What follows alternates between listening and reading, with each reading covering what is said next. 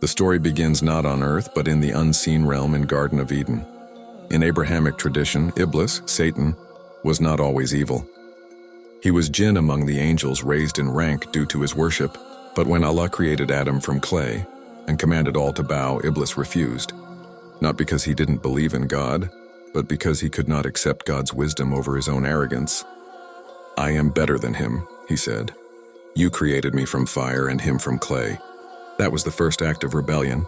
And it wasn't disbelief, it was pride masked as spiritual superiority. This was the core seed of what would later become devil worship, the worship of the self disguised as devotion. After Iblis was cast out, he turned his vengeance toward the children of Adam. He promised to lead them astray from every direction. His methods were not crude. They were psychological, symbolic, and gradual. In the time after Adam, his righteous descendants passed down monotheism.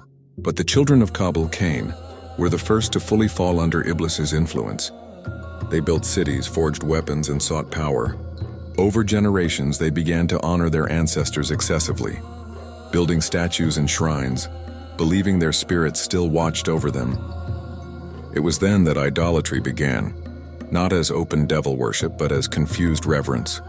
The names of righteous men and jinn were placed on stones. These stones became intermediaries, and slowly intermediaries became deities. Behind each idol, Iblis whispered, "You are not worshiping stone. You are honoring greatness. You are seeking power."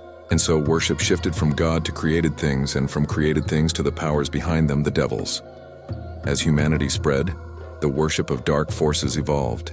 In Mesopotamia, Egypt, India, the Americas, serpent gods, sun deities, and dualistic spirits emerged. In Sumer, figures like Enki and Namtar controlled the underworld and magic.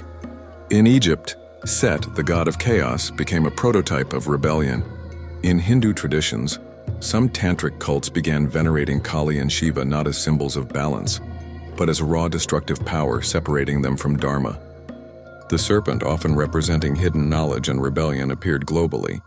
In the Americas, Quetzalcoatl, the feathered serpent, walked the line between god and demon. In Greece, Dionysus brought madness and ecstasy, later absorbed into Roman Bacchus cults tied to wild rituals. In each case, we see the pattern. The desire for power, immortality, secret knowledge, and control over fate led humans to spiritual entities promising those things, but always in exchange for obedience, blood, or worship. Thus, devil worship did not call itself by that name. It hid behind god forms, spirits of the earth, ancestors, and cosmic duality. The rise of sorcery and occult practices brought devil worship into a more conscious form. In Babylon, Assyria, and later in Persia, books of magic appeared binding spells, talismans, and invocations.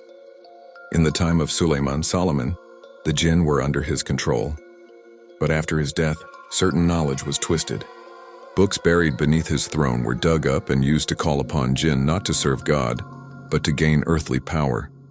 The Quran states, "And they followed what the devils had recited during the reign of Solomon, teaching people magic." Surah Al-Baqarah 2:102. This was not mere illusion. It was the first real pact, where men willingly obeyed shayateen in return for knowledge, power, or pleasure. Sacrifices were made, blood was spilled. The language of the jinn was spoken, and in doing so, God was denied and the devil was obeyed. In later ages, these dark practices gained structure and names. Baal and Moloch were worshipped through sacrifice in Canaanite regions. Pan, the Greek god of wildness, inspired imagery that would evolve into the goat-headed Baphomet of medieval demonology. In the Middle Ages and Renaissance, grimoire traditions like the Key of Solomon, Ars Goetia, and Book of Abramelin taught rituals to summon spirits, many of whom were clearly jinn here. Devil worship became more explicit. It was no longer just about idols or spirits. It was about power through rebellion. In the modern world, devil worship takes many forms, most no longer religious but philosophical. The Church of Satan promoted Satan not as a being, but as a symbol of ego, rebellion, and carnal freedom. Luciferianism elevates Lucifer as the bringer of light, a Prometheus figure who freed man from divine control. In pop culture, music, and art, satanic imagery is often used as aesthetic rebellion, sometimes serious, sometimes symbolic. Yet beneath the symbols lies the same ancient essence: worship of the self, rejection of divine limits, and alliance with the unseen for personal gain.